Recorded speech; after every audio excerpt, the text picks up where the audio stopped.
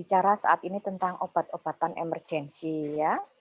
Tentu kalian sudah paham ya, sudah familiar karena adik-adik ini adalah belajar dari semester pertama mungkin belajar farmakologi klinik ya. Hanya kita saat ini membahas obat-obatan emergensi ya, yang dikhususkan untuk satu RJPO, yang kedua meningkatkan kontraktilitas jantung ya. Pertama, obat emergensi adalah obat-obatan yang dibutuhkan untuk mengatasi keadaan gawat darurat ya. Disiapkan dan disediakan di tempat yang mudah terjangkau ya, jangan di tempat yang sulit terjangkau ya, seperti di negara 911 kalau bisa ya.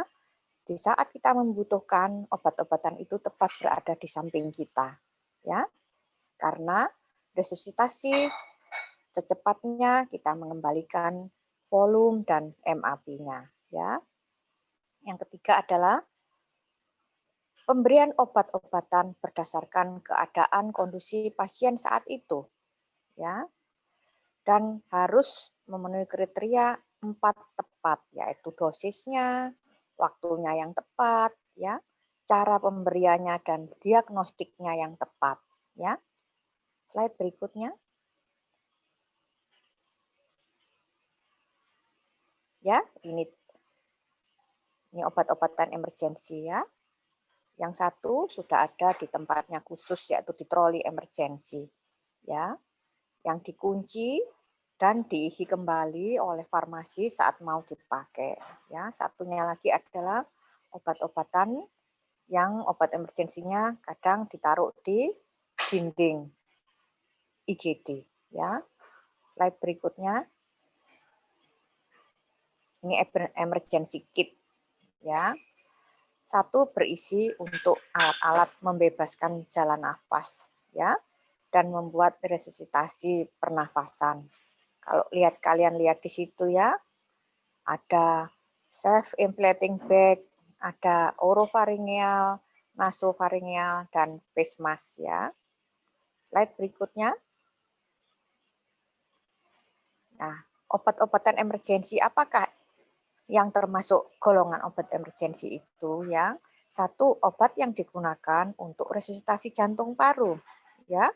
Dua adalah obat yang digunakan untuk perbaikan sirkulasi. Yang ketiga, obat emergensi untuk hal-hal yang lain ya. Slide berikutnya. Ya, Anda tahu resusitasi jantung paru ya. Sudah dapat kuliahnya belum ya? Blognya? Belum ya, nanti hari keberapa ya? Ya.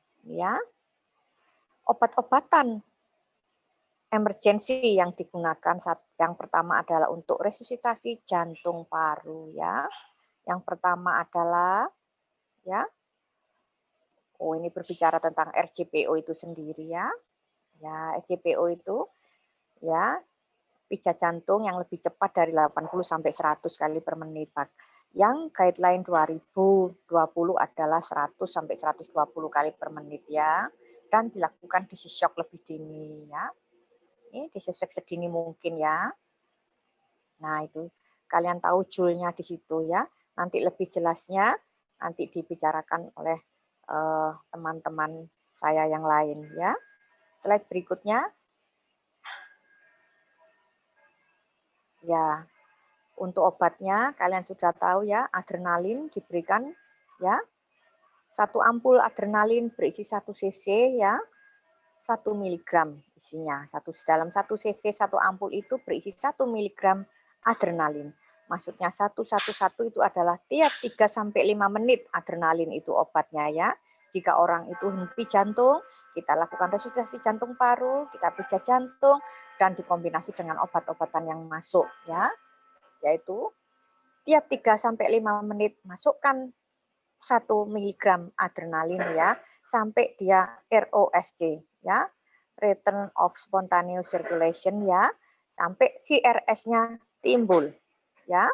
Kemudian kalau VRS-nya sudah timbul, kemudian dia dalam keadaan bradikardi, maka diberikan sulfas atropin. 111 itu maksudnya adalah 1 miligram. Ya. 1 miligram, 1 miligram, 1 miligram. Tiap 3-5 menit. Nah, 1 miligram ini berapa ampul, Dek? 1 miligram ini adalah 4 ampul sulfas atropin, ya. Ya, satu ampulnya berisi 0,25 mg. Ya, jadi kalau Anda habis RJPO dan dia ROSC dan dia dalam keadaan bradikardi, maka masukkan sulfas atropin. Tiap 3-5 menit, setiap sekali masuk itu 4 ampul. Ya, D. Kemudian yang terakhir adalah melon, ya. Natrium bikarbonat. Ya. Dosisnya hanya 1 mg per kilogram berat badan. Masukkan itu, ya. Karena orang-orang dalam kardiak arrest pasti dia dalam keadaan asidosis metabolik berat, ya. Karena tidak ada sirkulasi, tidak ada oksigenasi yang sampai ke sel-sel yang paling terkecil yaitu dalam mitokondria, ya. Slide berikutnya. Ya, ini ya asistul ya, EF atau pulse electricity activity ya, PEA ya. Jadi CPR ya, CPR terus, kemudian dilakukan intubasi, kemudian diberikan adrenalin, diberikan sulfas atropin sampai dia dalam keadaan asistul ya, kemudian atau ROSC ya. Kalau dia asistul kembali lagi CPR ya, kembali lagi CPR. Kemudian kalau ROSC dia kemudian dia dalam keadaan bradikardi, maka kamu berikan atropin tiap 3-5 menit ya. 1 miligram, 1 miligram, 1 miligram ya. Tiap 3-5 menit. 1 miligram itu adalah 4 ampul ya. Kalau CPR, RJPO, adrenalin 1 miligram 1 ampul tiap 3-5 menit terus itu ya, tidak terputus, tidak ada interupsi kalau bisa ya. Slide berikutnya.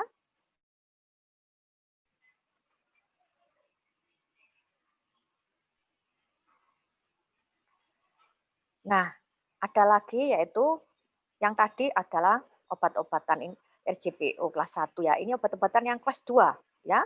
Misalnya pasien ini, Dek, tidak kunjung ROSC ya. Ingat, Dek, jika kalian melakukan resusitasi jantung paru dan tidak kunjung ROSC, maka ingatlah, Dek, dalam keadaan yaitu 5H4T ya.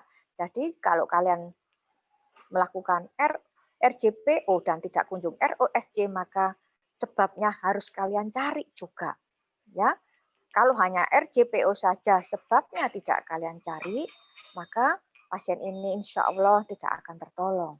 Ya, apakah 5H4T itu? Kalau kamu bisa menjawab yang keras 5H, H apa saja, Dik? Adik-adik apa saja? Tolong jawab yang keras. Hanya H. Halo? Halo? Apa H? Hipovolemia. Betul, hipovolemia. H yang kedua? Hipoksia, Dok. Hipoksia dan hiperkarbia. Jangan lupa ya. Hipoksia dan hiperkarbia. Jika orang itu kardiak arrest, maka kalian harus selain kalian RJPU, sebabnya harus kalian cari ya. 1, hipovolemia. Ya, jelas kalian sudah tahu sebabnya ya. 2, hipoksia atau hiperkarbia. Jelas kalian tahu apa sebabnya sebelumnya dan apa yang kalian akan lakukan ya. Diberikan oksigenasi dan ventilasi ya. Apa itu oksigenasi? Apa itu ventilasi? Nanti kalian bisa mendapat penjelasan dari teman-teman saya berikutnya ya. Kemudian H ketiga, hipo atau hiperkalemia, Dok. hipohiperkalemia atau imbalance elektrolit ya. Pinter-pinter kalian ya. Saya harap kalian tidak pernah lupa setelah koas ya. Sering-sering koas ini ditanyai, entah malah lupa kali ya. Kalau kamu sudah terjun ke pasien, maka kemarin ilmu-ilmumu itu kamu lupakan atau tidak sempat belajar kali ya. Ya. Hipohiperkalemia, jelas ya. Hipohiperkalemia. Hipokalemia sangat mempengaruhi kontraktilitas jantung. Hiperkalemia, jantungmu hanya bergetar saja, tidak sampai membuat kontraksi. Ya. Jadi H keempat apa Dik? Hipotermia, Dok. Hipohipertermia ya, pinter kamu ya. Hipotermia adalah salah satu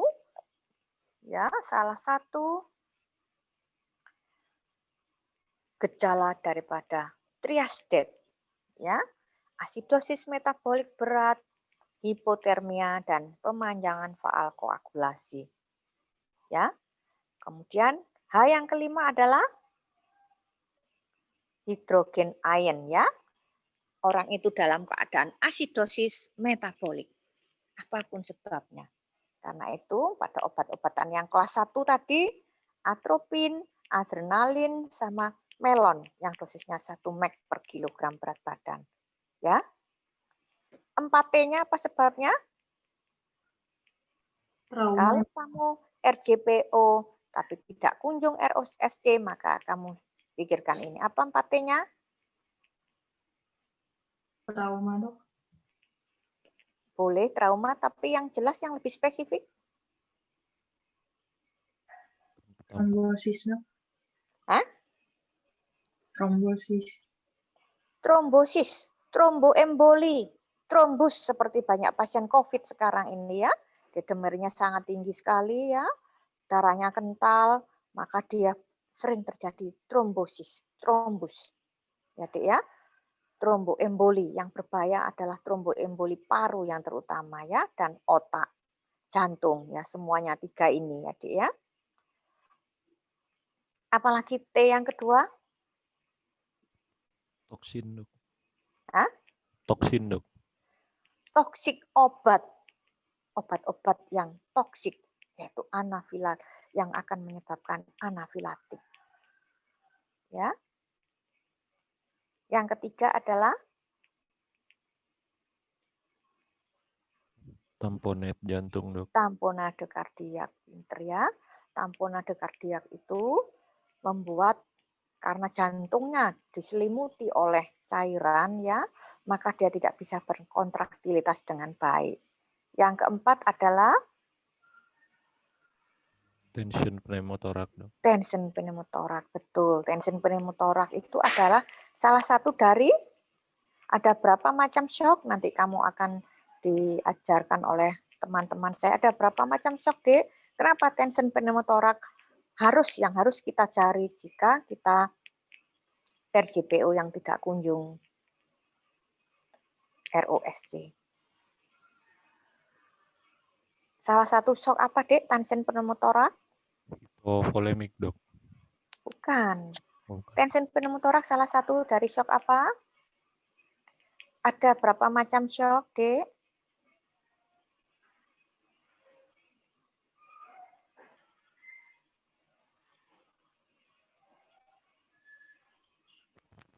Ada 4, Dok. Baik, sebutkan satu-satu. Kardiogenik, hipovolemik, obstruktif, dan distributif, Dok. Kardiogenik, hipovolemik, obstruktif, dan satunya? Distributif. Distributif, pinter kamu ya. Kardiogenik, ya, pompanya, ototnya, ya, dan septum-septumnya, ya. Hipovolemik, ECF defisit atau perdarahan, ya. Distributif, ya. Sebabnya adalah vasodilatasi pembuluh darah yang mendadak, entah karena toksin, atau karena obat-obatan. Ya, distributif. atau karena memang sarafnya yang terkena seperti neurogenesis obstruktif. Contohnya adalah tamponade kardiak dan tension pneumotorak. Tension pneumotorak wajib ada hipotensi. Jadi ya, wajib. Kalau tidak ada hipotensi bukan tension pneumotorak. Kenapa? Karena tension pneumotorak menyebabkan obstruksi. Ya, mediastinumnya itu terbalik sampai anti ya, terdorong sehingga ada hambatan ya. Darah dari vena cava inferior masuk ke atrium. Semakin hebat tension pneumotoraknya, semakin tidak bisa masuk itu cairan. Ya, berapapun kamu berikan cairan, jika tension pneumotoraknya tidak kamu bebaskan, pasti orang ini akan meninggal dunia. Ya, nanti akan dijelaskan oleh teman-teman saya juga. Ya, jadi itu. Ya, Dek, maaf slide berikutnya belum selesai obat-obatannya. Ya, ya. Yang tadi, Dik. Nah, ini ya, obat-obatan yang kelas 2. Ini adalah contohnya tadi ya. Salah satunya adalah lidokain, ya. Bila kamu ketemukan aritmia yang berbahaya, apa itu aritmia yang berbahaya, Dik? Ya. Nah, kamu pasti sudah tahu apa? Apa aja contohnya? Ventricular fibrillasi ya. Kemudian ventricular VT ya, kemudian apa itu? PVC atau VES, ventricle extrasystole ya, atau PVC ya. Ada multiple, kalau kamu menemukan multiple, multivokal, RONT ya, kemudian salvo ya, maka obat yang pertama kamu masukkan ya adalah lidokain. Tapi ingat, hati-hati lidokain pada penderita dengan yang ejection fraction-nya yang sudah turun, maka kamu harus kurangi dosisnya. Jadi, kamu harus kurangi dosisnya, separuhnya biasanya. Ya.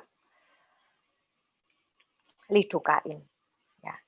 Nah, itu tadi, Dek. Lidokain adalah obat yang berbahaya juga. Pastikan bahwa pasienmu harus dalam keadaan normovolemia, ya, karena lidokain itu membuat tensimu akan turun, ya. Lidokain 1,5 mg per kilo tiap 3-5 menit, maksimal 3 mg per kilo, ya. Lidokain masih ada obat-obatan, masih ada peringatan untuk pasien-pasien dengan ejection fraction yang tidak normal, ya, pasien dengan dekom, ya. Pilihan yang lainnya adalah amiodaron. Jadi ya. Yang kedua adalah MGSO4, ya, untuk penderita dengan torsade de Pointa, ya. Yang ketiga adalah prokainamid, ya. Yang keempat adalah natrium bikarbonat. Maka sebenarnya di rumah sakitmu, di UGD-mu harus ada 7 macam obat tadi, ya. Atropin, adrenalin, dan nabixmelon sebagai obat-obatan kelas 1. Yang kedua ini harus ada di sebelahmu sebenarnya, ya. Lidokain, MGSO4, prokainamid, dan natrium bikarbonat. Prokainamid jarang kita pakai, ya. Yang ada adalah lidokain, MGSO4, dan natrium bikarbonat, ya. Slide berikutnya. Ya, ini tentang disease shock dan CPR, ya. Kita lewati aja. Nanti kalian akan dianu dengan teman saya, ya. Disease shock 200 dimulai dari 200, ya. Jika ada VF atau VT, ya. Seperti ini ya. Nanti kalian akan dibicarakan lebih lanjut. Slide berikutnya, Dek. Nah, kita berbicara tentang epinefrin, ya, adrenalin, obat-obatan kelas 1, ya. Dosis 1 mg IV Ya, dapat diulang setiap 3 sampai 5 menit, ya. Ya. Jika tidak berhasil, maka bisa kamu lipat gandakan dosis ini. Ya. Kalian semester berapa, Dik? Semester 8 ya? Semester 8 kalian ya? Semester 7, Dok. Oh, semester 7 ya. Iya, ya. Adrenalin ini selain intravena dapat diberikan intratrachea, Dik. Kalau kamu setelah resusitasi jantung paru, kamu lakukan intubasi, bisa diberikan intratrachea. Ya, pemberian ini dimaksudkan untuk merangsang reseptor adrenergik dan meningkatkan aliran darah otak dan jantung. Ya, pertama-tama lain-lainnya dikorbankan dulu, Dek. Ya, organ-organ yang lain dikorbankan dulu, seperti mesenterium, kulit, ya, ginjal, hati, ya. Tapi yang utama adalah otak dan jantung. Ya. Indikasi pemberian adrenalin adalah pasien-pasien dengan asistol dan PEA, ya, pulseless electrical activity, ya. Jadi kalau tidak ada denyut nadi dan ada di dalam EKG-nya keluar PEA, apa itu PEA? Ada gambaran, ya, irama di dalam monitormu, tapi denyutmu kalau raba tidak ada. Ya, kamu langsung masukkan adrenalin dan langsung resusitasi jantung paru. Ya, Dek. Slide berikutnya. Sulfas atropin. Ya. Untuk apa? Digunakan untuk bradikardi jika denyutnya kurang dari 60 kali per menit. Ya. Bisa diberikan pada penderita-penderita asistol dengan maksud untuk menurunkan tonus vagal dan perbaiki sistem konduksi atrioventrikular. Ya. Dosisnya adalah 0,5 mg IV. Tadi kalau yang di atas tadi ya disebutkan adalah 1 mg. Ya. Tiap 3 sampai 5 menit yaitu 4 ampul.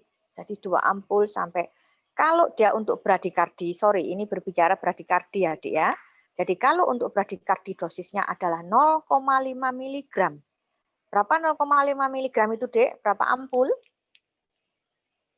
2 ampul. Satu ampulnya adalah 0,25 mg. Jadi kalau kamu menemui orang bradikardi, apapun sebabnya, dengan bradikardinya dengan hipotensi ya, bradikardi yang tidak stabil ya.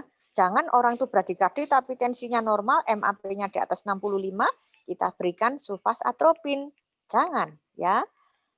Kita memberikan sulfas atropin adalah pasien-pasien bradikardi dan yang asistol atau bradikardi dengan hemodinamik yang tidak stabil ya. Untuk bradikardi dosisnya adalah 0,5 mg IV, maksimal 3 mg. 0,5 mg itu adalah langsung masuk 2 ampul sulfas atropin. Ya, Dek. Nah, itu tadi. Hati-hati ya, Dek.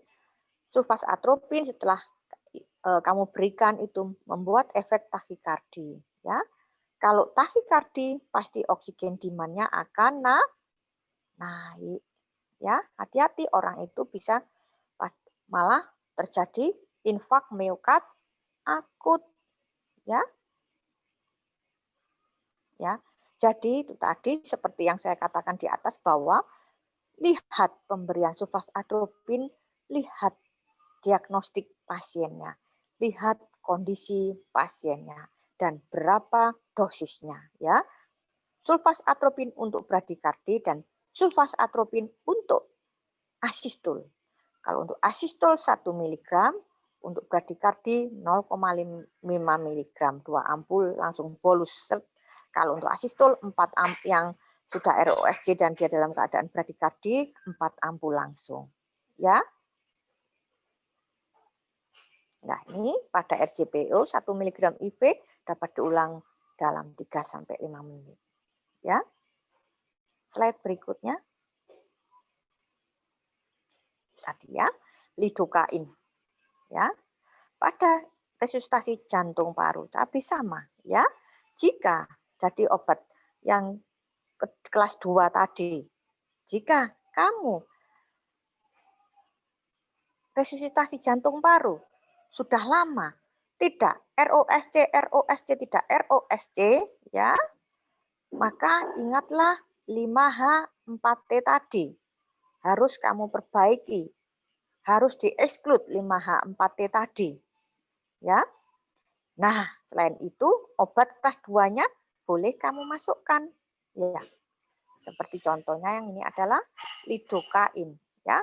Dosisnya adalah 1,5 mg per kilo bolus IV ya. Dapat diulang 3-5 menit. Ya. Tapi hati-hati pada orang dengan ejection fraction di bawah 50, di bawah normal ya. Pemberiannya ini dimaksudkan adalah untuk mengatasi gangguan irama. Jadi ya.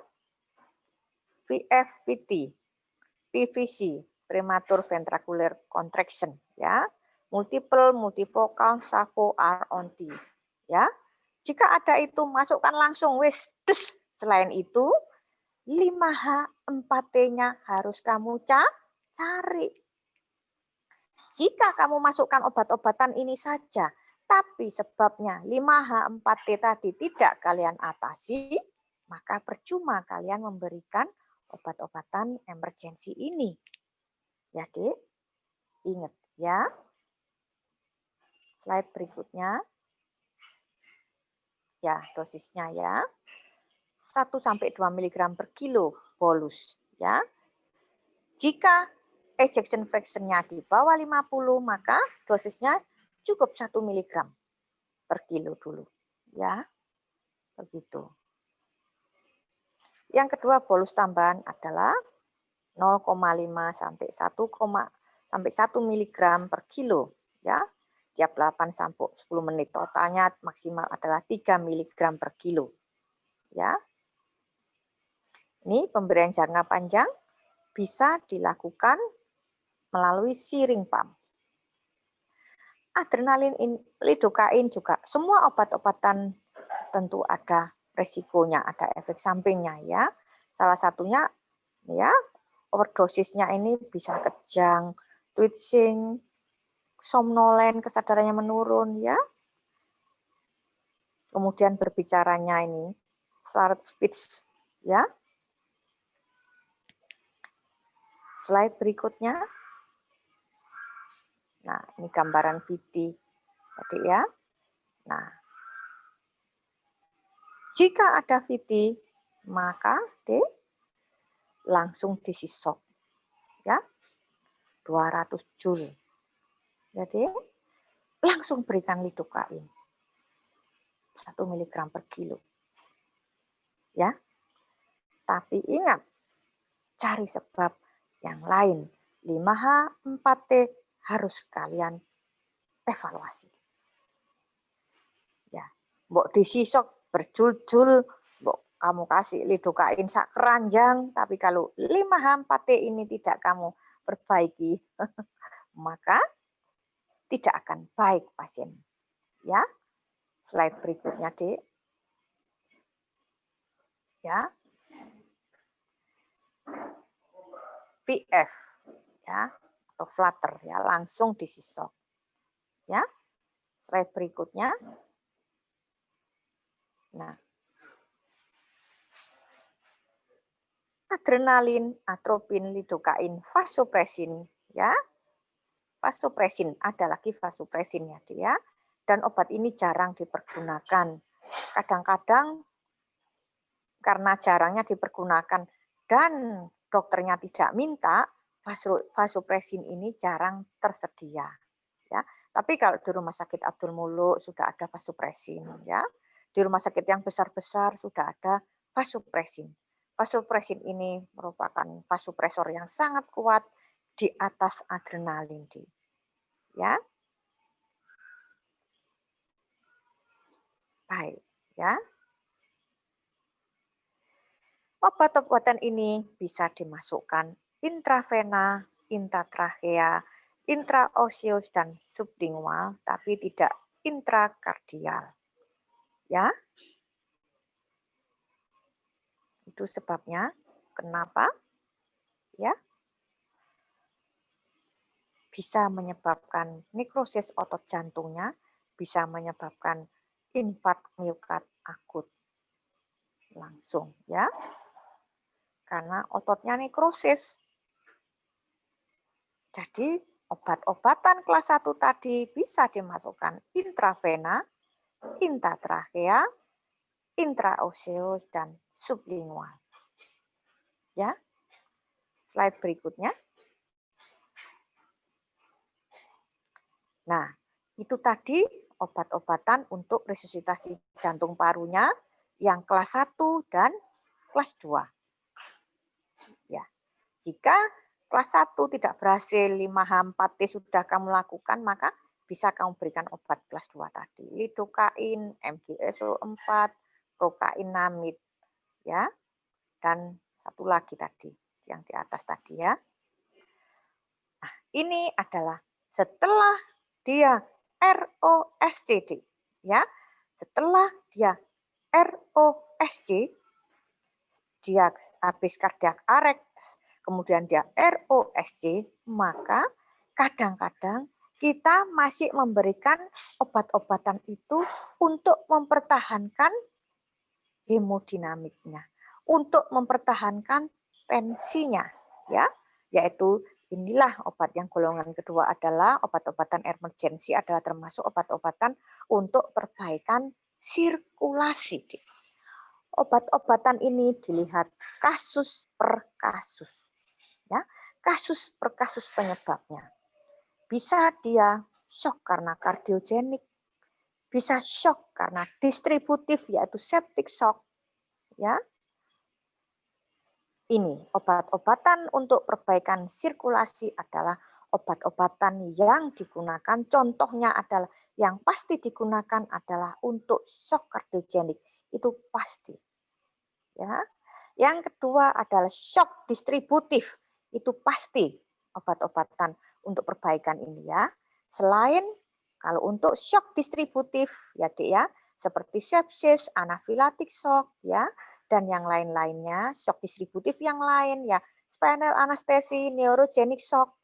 Nah, Dek ya, obat-obatan untuk perbaikan sirkulasi ini diikuti oleh terapi yang lainnya, khusus untuk shock distributif. Yaitu selain obat-obatan untuk meningkatkan sirkulasi, dia harus juga diperbaiki volume cairan di dalam tubuhnya. Itu yang pertama. Ya. 2. Kadar hemoglobin. Ya. 3. Kadar albumin. 3 hal itu yang bisa menyebabkan atau komponen 3 hal ini adalah 4 hal. Satu lagi yaitu kadar oksigenasi. Ya, kadar oksigenasi.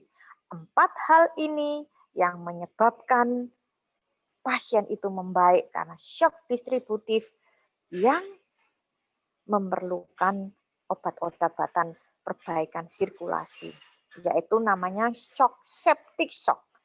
Apa definisi septic shock?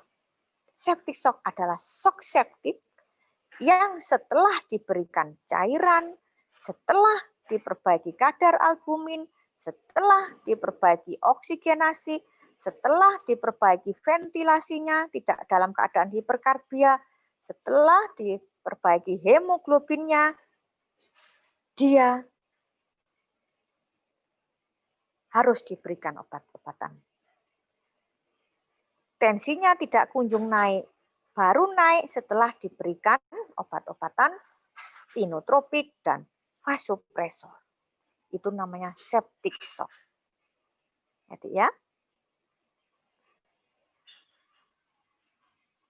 Kalau shock obstruktif, pasien-pasiennya dilakukan tindakan operatif, baik itu kecil ataupun besar. Kalau shock hipovolemik, pasien ini terapinya adalah cairan. Nah, ya, ngerti ya? Obat-obatan untuk perbaikan sirkulasi. Ya, dilihat kasusnya apa. Dan tidak hanya obat-obatan sirkulasi ini saja, tetapi dengan terapi-terapi yang lain. Ya, wajib kalian ketahui apa itu oksigen delivery. Ya, semua obat-obatan untuk perbaikan sirkulasi ini adalah tujuannya hanya satu, yaitu apa? Oksigen delivery. Apa itu oksigen delivery? Coba jawab. Oksigen delivery adalah yang keras. Oksigen delivery rumusnya apa itu? Contohnya oksigen delivery, Dek. Jawab, Dek. Dengar kata-kata saya. Dengar, Dek. Halo? Halo, Koas? Dengar kamu? Kalau kamu tidak tahu, kamu bilang. Saya akan jawab, saya akan berikan penjelasan. Kalau kamu diam semua, saya takut apa yang saya bilang tadi tidak dengar kalian. Hah? Dengar, Dok. Dengar, Dok. Nah, jawab. Jawab langsung ya. Oksigen delivery adalah kadar oksigen yang tersedia sampai ke jaringan ke sel-sel yang terkecil di mitokondria. Rumusnya adalah, tahu kamu, Dek? Tidak tahu? Tidak tahu langsung jawab. Tidak apa-apa. Izin menjawab, Dok. Bisa, silakan. Bagus. Delivery O2 rumusnya CaO2 dikali cardiac output. Betul. Cardiac output kali arterial oksigen content, CaO2. Nah, cardiac output ini yang harus kamu jaga. Ya. CaO2 adalah arterial oksigen content adalah hemoglobin kadar oksigen yang tersedia di dalam pembuluh darah. Rumusnya adalah bagaimana, Dek? SaO2 dikali 1,3 Hb hemoglobin kali saturasi kali 1,34 di dalam kurung. Ya. PO2 ditambah PO2 kali 0,003 konstanta. Ya, mengerti ya, Dek ya? Jadi, semua obat-obatan untuk memperbaiki sirkulasi tujuannya hanya satu, yaitu untuk oksigen delivery. Ya, agar dengan MAP, tekanan yang baik, ya, maka darah volumenya bisa sampai ke dalam jaringan terkecil. Ya, minimal MAP-mu harus 65. Ya. Untuk bisa mencapai darah itu oksigen yang berisi oksigen dan makanan tersampaikan ke dalam mitokondria. Ya. Tentu saja seperti yang saya bilang tadi, tidak hanya obat yang diberikan, tetapi itu tadi ada, ya. Seperti yang kamu tadi bilang, hemoglobin ditentukan, saturasi oksigen ditentukan, juga menentukan kadar PCO2, ya, tadi 5H4T, ya. H yang kedua salah satunya adalah hiperkarbia. Pasien itu tidak boleh dalam keadaan hiperkarbia. Karena pada pasien dengan hiperkarbia, PCO2 yang naik, maka orang itu akan terjadi, kamu tahu, Dek, orang dengan PCO2 yang naik, terjadi vasodilatasi pembuluh darah dari atas sampai ke bawah. Ya, dari atas sampai ke bawah. Dia kesadarannya menurun, tidak akan bangun. Dia akan terjadi asidosis metabolik. Ya, pH-nya turun di bawah 7,2. Ya, nafasnya akan kusmol. Nah, tadi ya. Ketiga, kadar cardiac output, volume cairan harus wajib. Ya. Keempat, kadar hemoglobin. Salah satunya lagi yang mempengaruhi kadar albumin. Itu harus kamu pikirkan. Jadi tidak murni obat-obat perbaikan sirkulasi saja. Ya. Ya, salah satunya adalah dopamin. Dosis 5 sampai 10 mikrogram itu adalah dosis inotropik, Dik. Memperbaiki kontraktilitas jantung, tidak vasopresor. Ya. Jadi penggunaan nah ini ya, untuk merangsang efek alfa dan beta adrenergik agar kontraktilitas miokard, curah jantung, dan tekanan darah meningkat.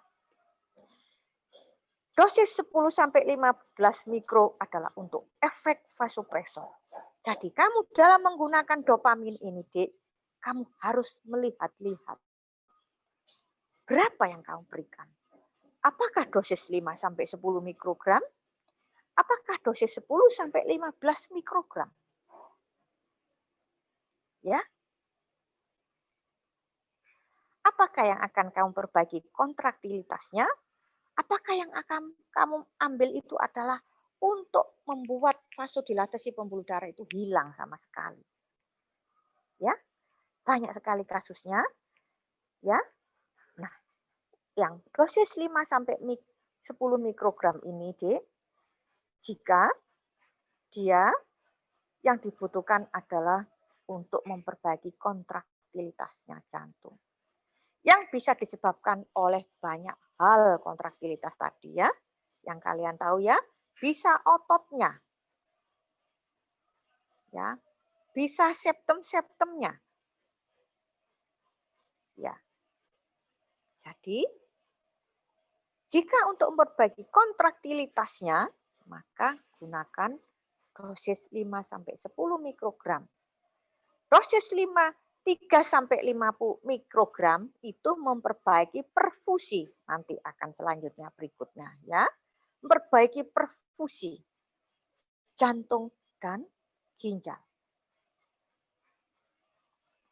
Biasanya terutama dikombinasi pada 3-5 mikro atau sampai 5-10 mikro adalah dikombinasi pada pasien-pasien ya yang dia shock hipovolemik lama. Jadi ya, shock hipovolemik lama yang dalam keadaan anemia, dalam keadaan hipoalbumin D, pasien ini ya, selain dipicu oleh pasti jelas kontraktilitas jantungnya akan lemah karena oksigenasinya tidak sampai, makanannya tidak sampai ke dalam otot jantung. Nah, untuk memperbaiki ini selain kamu berikan cairan, kamu berikan dopamin dosis untuk memperbaiki perfusi jantung dan perfusi ginjal. Itu cukup 3-5 mikro, 5-10 mikro.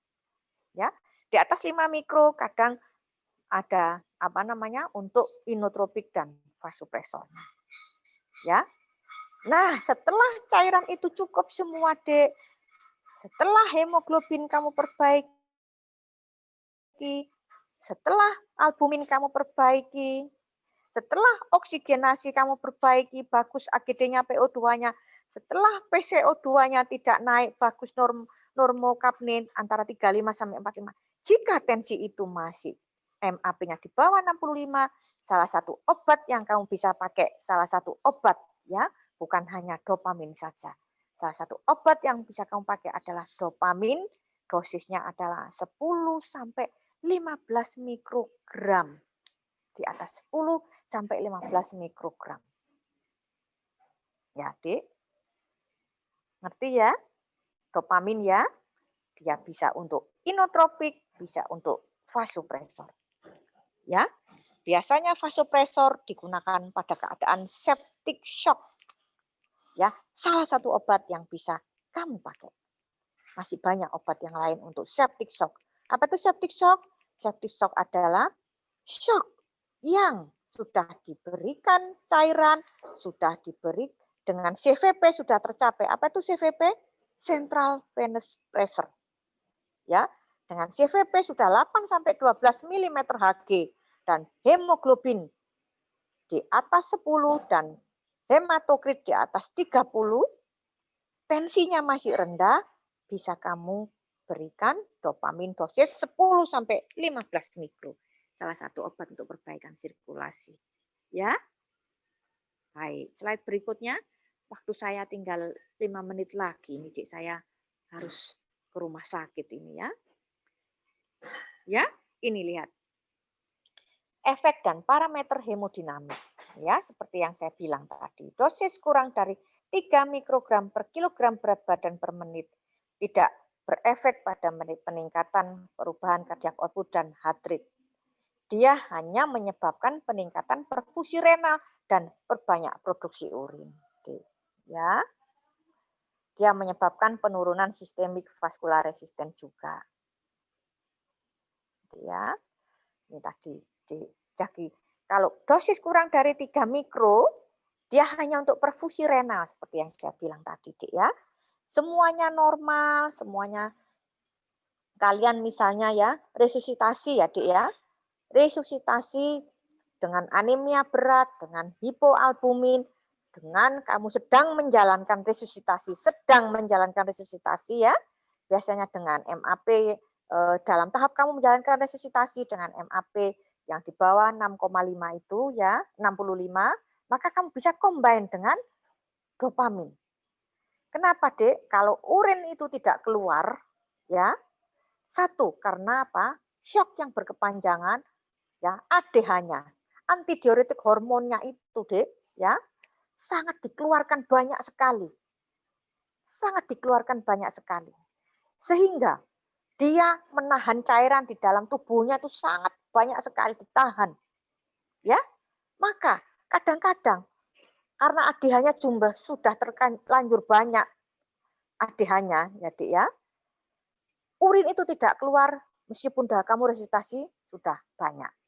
Nah, kalau kamu berikan Lasix, meskipun kamu resusitasi sudah banyak, Dik, kalau kamu tekanan onkotikmu kurang, albuminmu kurang, dan tadi saya bilang hematokritmu kurang dari 30, dan hemoglobinmu kurang dari 10, tensimu tidak akan naik, Dik. Tidak akan naik. Ya, kan itu tadi. Ya, tidak akan naik.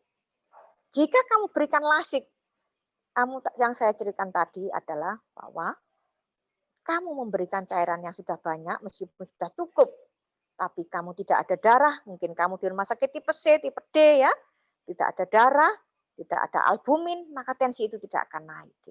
Ya, hemodinamikmu tidak akan naik. Maka untuk mengeluarkan cairanmu, kamu dalam 2 jam urin tidak keluar, maka kamu akan berhadapan dengan bahaya berikutnya, yaitu yang namanya acute kidney injury. Ya, acute kidney injury, bahaya berikutnya. Ya. Jika kamu berikan Lasix, kamu tahu, Dek, Lasix diuresis, force diuresis menyebabkan tensi yang turun. Ya. Hemodinamik dengan tensi yang tadi kamu resusitasi karena kamu di daerah terpencil, tidak ada darah dan albumin, maka semakin kamu beri Lasix, semakin turun tensinya, semakin tidak keluar urinnya, semakin shock dia. Maka apa yang kamu lakukan? Kamu berikan dopamin dosis 3-5 mikro ini tadi. Ya, berbarengan kamu resusitasi, kamu berikan dopamin 3-5 mikro. Di sini disebutkan adalah 3 mikro. Ya, itulah gunanya. Untuk bagi perfusi renal, tensinya naik, urinmu keluar. Ya, kalau kamu berikan Lasix karena ADH-mu ini sudah banyak sekali dikeluarkan ya. Saking banyaknya meskipun cairanmu sudah cukup, tapi albumin tidak cukup, darah, HB-mu tidak cukup, maka urin tidak keluar. Kamu kasih Lasix, drop lagi tensinya. Ya. Maka sebaiknya dopamin inilah pilihannya. Ya, di koas. Nah, dosis di atas 3 mikrogram disebutkan di sini sampai 10 mikrogram meningkatkan cardiac output, nadinya jadi naik, sistemik vaskular resistennya jadi naik, tensinya jadi naik. Ya, Dek. Nah, dosis lebih dari 10 mikrogram di atas itu saya bilang tadi, yaitu biasanya untuk severe septic shock ya. Severe septic shock ya. Bersifat alfa, bersifat vasokonstriksi kuat dia. Ya, peningkatan takikardi sangat takikardi, systemic vascular resistance dan blood pressure. Ingat Dek, jelek juga akibatnya karena saking takikardinya maka oksigen demand-nya pasien ini harus kamu lakukan intubasi. RW-mu harus bebas sama sekali, tidak boleh dia desaturasi kalau orang itu dengan takikardi. Ya, Dek. Ngerti ya, Dek Koas, Dek ya. Nah. Terjadi penurunan dia di atas 10 mikrogram, Dek. Ingat, semua obat-obatan vasopresor, perbaikan sirkulasi, jika kalau dopamin di atas 10 mikro, adrenalin di atas 0,3 mikro, di atas 0,2 mikro, epinefrin di atas 0,2 mikro, pasien itu tidak akan keluar urinnya, Dek. Dia harus dikombinasi dengan Lasix. Ya. Dia terjadi penurunan perfusi renal dan produksi urin. Ya, Dek. Slide berikutnya. Ya, indikasinya adalah mempertahankan perfusi pressure ya dalam keadaan septic shock, cardiogenic shock, infark miokard, trauma, gagal ginjal, pasca CPR, RJPO, post resusitasi ya. Itu tadi syarat tuh lihat, semua harus dalam keadaan normovolemik atau slightly hypervolemia. Ya, tadi seperti yang saya bilang tadi, obat-obat untuk perbaikan sirkulasi ini adalah obat. Ada syarat yang lain, tidak hanya diberikan tunggal, yaitu tadi cairan, ya, hemoglobin dan albumin, ya, serta oksigen dan karbon dioksida. Dia harus dalam keadaan normokapnia, ya. Baik, slide berikutnya.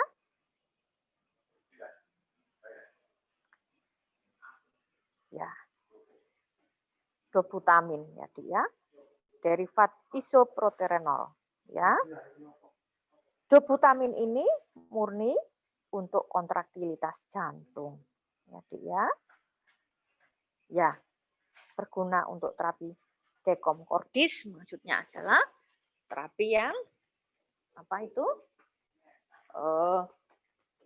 memperbaiki ejection fraction jantung ya. Jadi, kemudian dosis 2-10 mikrogram per menit bisa maksimal adalah 20 mikrogram per kilogram berat badan per menit. Yaitu efek Nah, ingat di dobutamin ini dia merupakan inodilator. Inotropik tapi menyebabkan vasodilatasi. Hati-hati. Pada pasienmu yang tidak dalam keadaan normovolemia, Dek, ya, hati-hati, Dek. Ya, hati-hati. Kamu akan mendapatkan efek vasodilatasinya. Tensimu lebih turun, ya. Kadang penggunaan dobutamin ini dikombinasi dengan vasopresor noradrenalin atau dopamin untuk menghandle dari vasodilatasinya. Ya. Jadi memang dosisnya harus dobutamin hati-hati sekali. Dosismu harus titrasi karena efek inodilatornya tadi. Ya. Mengerti ya, Dek? Halo? Halo? Mengerti Ya. dong. Ya, mengerti ya? Dobutamin ini inodilator. Kamu harus hati-hati. Harus normovolemi. Titrasi, naikkannya pelan-pelan, ya. Dari 1 mikro naik. menjadi 2 mikro. Naiknya pun jangan langsung 2 mikro, titrasi. Kalau tidak, langsung jeglek lagi tensimu. MAB-mu langsung turunlah lagi. Ya, baik. Slide berikutnya. Metaraminol, aramin, ya. Nah, ini sama ya, dosisnya adalah 0,4 miligram per cc, ya. Ini aramin ini, ya. Metaraminol ini jarang dipakai, ya. Saya pernah memakai aramin ini adalah saat saya dulu operasi dipergunakan dipakai untuk operasi pembiusan open heart. Ya, kenapa kita pilih metaraminol aramin ini? Nah, inilah kelebihannya aramin ini, ya. Dia tidak menyebabkan tahikardi. Tidak menyebabkan tahikardi sehingga oksigen demand-nya bisa dicukupi. Dia tidak meningkatkan oksigen demand. Cuma metaraminol dan aramin ini sama dengan vasopresin tadi, ya. Dia tidak ada di sembarang tempat. Di Bandar Lampung ini tidak ada metaraminol atau aramin ini karena tidak ada yang pernah memakainya.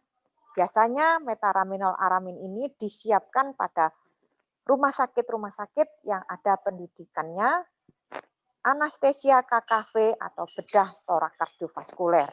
Ya, karena aramin ini yang dicari adalah tidak tahikardinya sehingga oksigen demand-nya tidak naik. Ya.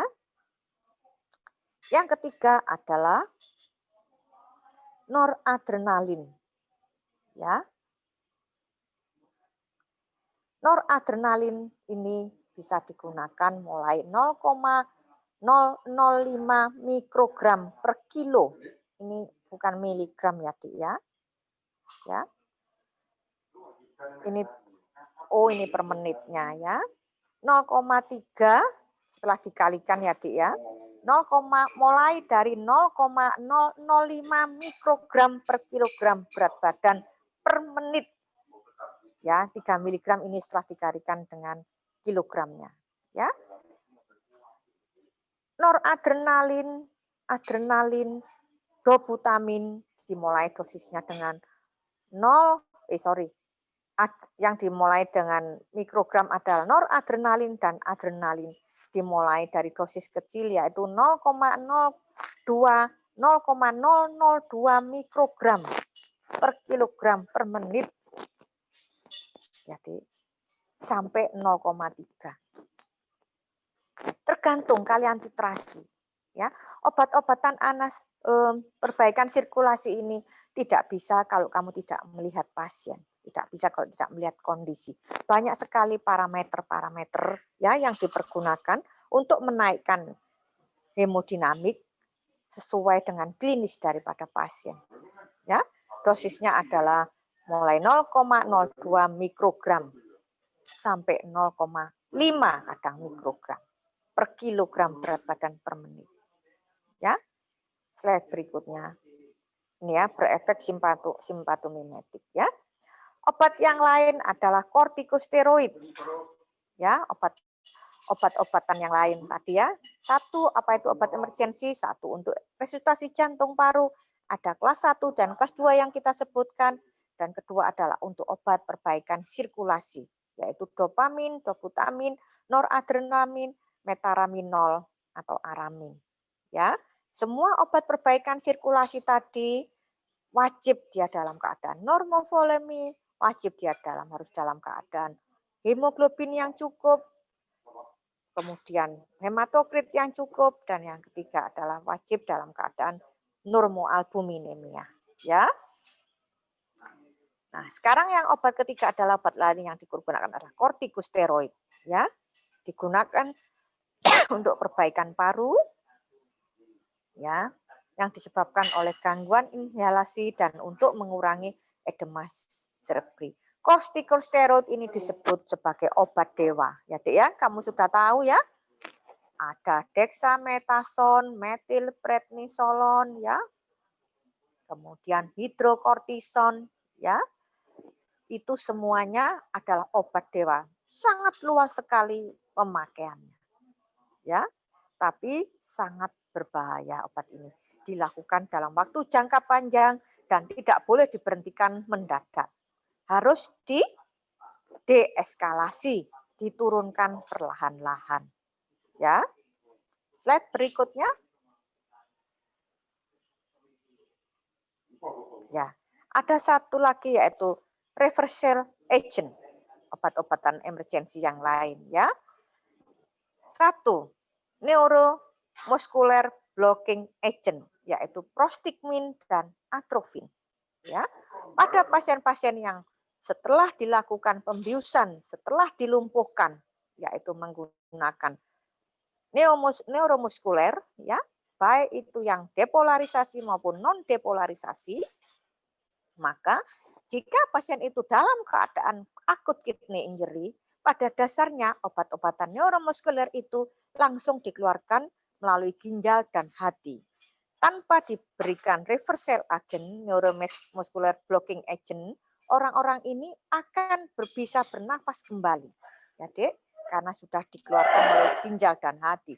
Tapi pada keadaan kondisi khusus, yaitu satu, dia dalam keadaan hipoalbumin, di mana tidak banyak obat ini yang diikat oleh protein, dia banyak beredar di dalam pembuluh darah, ya, maka biasanya lama sekali di obat ini dan orang ini tidak kunjung spontan nafasnya.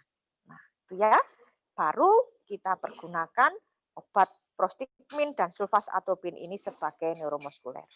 Yang kedua, pada kondisi apa lagi, Dek? Yaitu pada kondisi akut kidney injury atau pada kondisi ya CKD, chronic kidney disease. Ya, kamu harus memberikan reversal agent ini.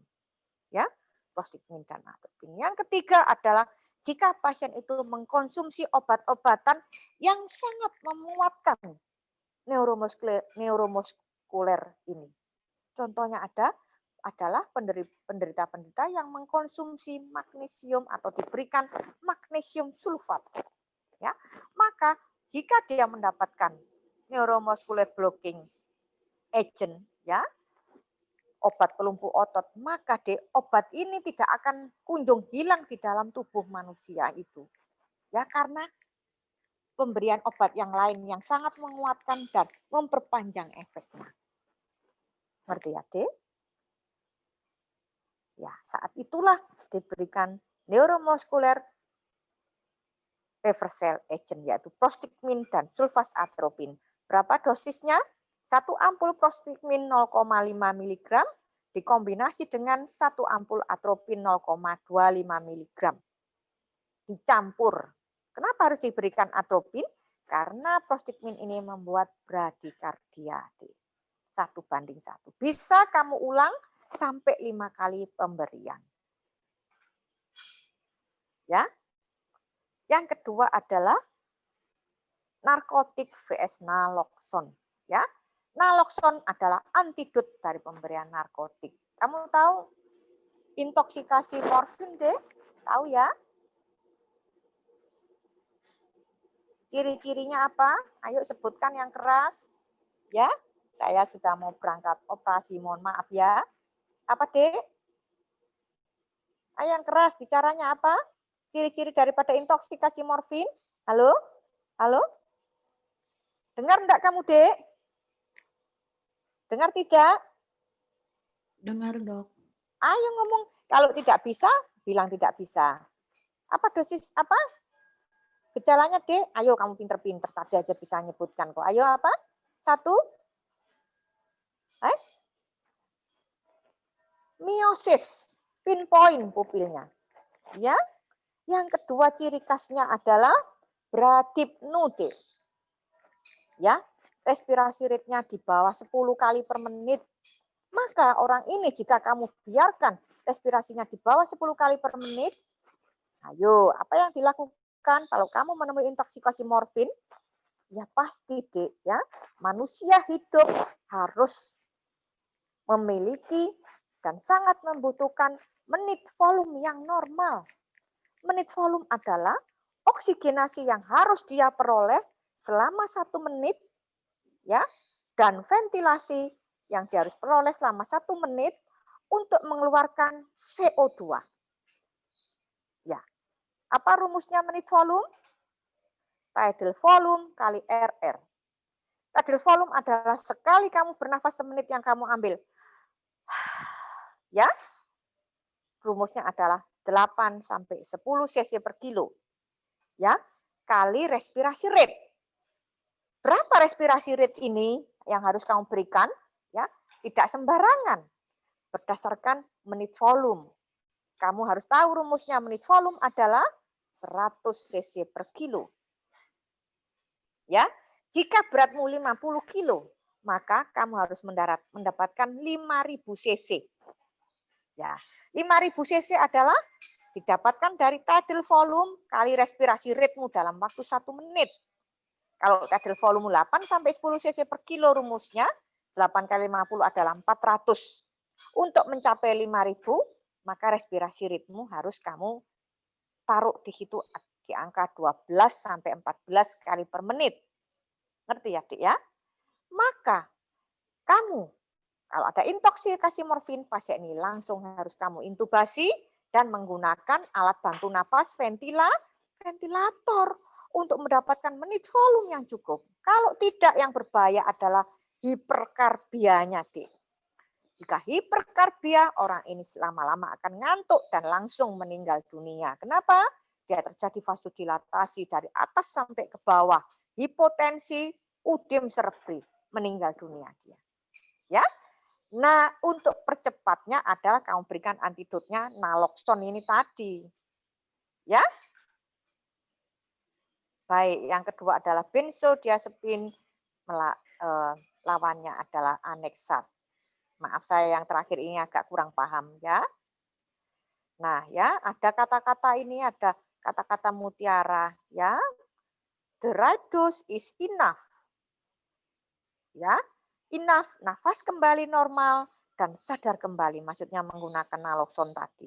Ya, kamu titrasi. Semua obat-obatan emergensi ini kamu titrasi. Ya, terutama obat perbaikan sirkulasi yang saya bilang tadi, karena apa? Efeknya adalah itu tadi, tahikardia yang menyebabkan oksigen demand yang naik, yang menyebabkan vasokonstriksi hebat, menyebabkan perfusi renal menurun. Dia bisa akut kidney injury atau dia bisa langsung infak miokard akut. Ya, slide berikutnya. Nah, ini antidotum narkotika naloxone ya. Nah, ini ya.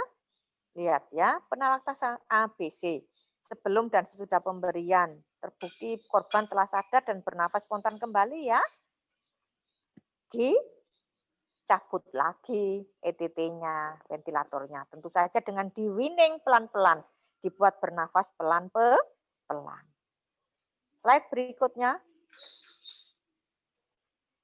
Ya, ini ya. Trias klasik intoksikasi morfin adalah miosis, depresi nafas, koma. Kenapa koma, Dek? Karena dia udem cerebri, karena dia hiperkarbi, ya. Terjadi vasodilatasi pembuluh darah dari atas sampai ke bawah. Ya. Udem cerebri, vasodilatasi pembuluh darah di otak, koma dia. Ya, slide berikutnya. Ya. Nah, bisa diberikan selain IV intratracheal, initial dose 0,01 mg ya. Dapat diulang setiap 2 sampai 3 menit sampai pernapasan kembali normal dan kembali sadar dia. Ya, onset of action-nya 30 detik, cepat sekali, Dik. Ya, naloxone ini. Ya. Tuh, pada keracunan berat dosisnya bisa sampai 0,1 sampai 0,2 mg. Ya. Ngerti ya, Dik ya? Naloxone antidot morfin. Ya, slide berikutnya. Natrium bikarbonat. Ya, blind. Ya. Ini lihat. CPR ABC ya, untuk ABC. Tadi yang saya bilang tadi ini obat-obatan kelas 1 untuk RJPO. Atropin, adrenalin, natrium bikarbonat. Kita berikan yang terakhir dosisnya 1 mg per kilo. Ya, tentu saja dengan tadi 5H4T harus kamu exclude. Ya, slide berikutnya. Nah, ini Dek, kalau kamu pemberian natrium bikarbonat bisa diberikan pada penderita-penderita dengan asidosis metabolik berat, ya. Pada keadaan orang itu hipovolemi, Dek. Pada keadaan orang itu pH-nya di bawah 7,2, Dek. Ya, coba ya. Saya berbicara tentang natrium bikarbonat pada asidosis metabolik berat karena hipovolemia. Ya, Dek. Karena hipovolemia, maka pemberian natrium bikarbonat ini hanya diwajibkan jika pH-mu di bawah 7,2 dan HCO3-mu di bawah 15 dan BE-mu di atas -10. Nah, pemberiannya harus dititrasi, Dek. Apalagi kalau karena asidosis metabolik berat karena shock hipovolemik, maka yang utamanya adalah cairanmu. Tetapi sel itu tidak bisa hidup pada keadaan pH kurang dari 7,2 dan HCO3 kurang dari 15. Maka pemberiannya adalah titrasi, yaitu ini rumusnya. BE kali kilogram berat badan kali 0,3. Ngerti ya, Dik ya? Di situ dalam AGD-mu, BE-mu berapa? Dikalikan kilogram berat badan dikalikan 0,3. Misalnya berat badan pasien itu 50 kilo, maka BE-nya misalnya base excess-nya 10, ya. Maka dikalikan 10 kali 50 berapa? 500. 500 kali 0,3 berapa? Berapa? 0,1/3 dari 500, lebih kurang 175, ya. 175. Dan ini tidak boleh langsung diberikan 175. Sepertiganya dari 175 ini dulu. Atau setengahnya dari 175 ini dulu, Dik. Ngerti ya, Dik ya? Baru kemudian dicek kembali analisa gas caranya. Ya. Baru kemudian setelah semua dikoreksi penyebab asidosis metaboliknya ini ada bisa karena hipoksia, hiperkarbia. Ya, tadi saya sudah bilang asidosis metaboliknya bisa karena hipoksia, bisa karena hiperkarbia, bisa karena hipovolemia, Dik. Ya. Bisa karena akut kidney injury yang murni. Ya. Maka pemberiannya adalah titrasi sambil kamu exclude hipoksia, hiperkarbia, hipovolemia dan akut kidney injury-nya. Ya, jadi melon harus titrasi. Kamu hitungannya seperti ini, diberikannya pun 1/3 sampai setengahnya dulu. Sambil kamu resusitasi penyebab utamanya. Slide berikutnya. Ya. Shock hipovolemik. Ya, ini lihat ya. Shock hipovolemik kardiogenik menyebabkan asidosis. Jangan diberi natrium bikarbonat langsung. Ya. Jika sudah pH-nya di bawah 7,2 atau BE-nya di atas 10 atau HCO3-nya di bawah 15, baru kamu berikan. Itu pun titrasi dengan dosis yang seperti tadi. Dan setelah dapat hasilnya itu pun dititrasi lagi. Jadi ya, 1/3 atau setengahnya kembali. Slide berikutnya. Ya, kalsium glukonas ya. Nah, kalau ini memang untuk kontraksi otot jantung. Jadi ya, kamu bisa baca ini dosisnya ya. Dan pemberinya harus perlahan-lahan. 10 menit, Dik, suntiknya. Tidak boleh cepat-cepat. Ya, slide berikutnya. Dosisnya sudah ada ya. Slide berikutnya.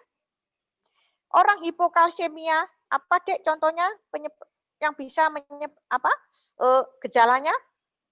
Trususain, carpopedaspasme, softaxine, ya.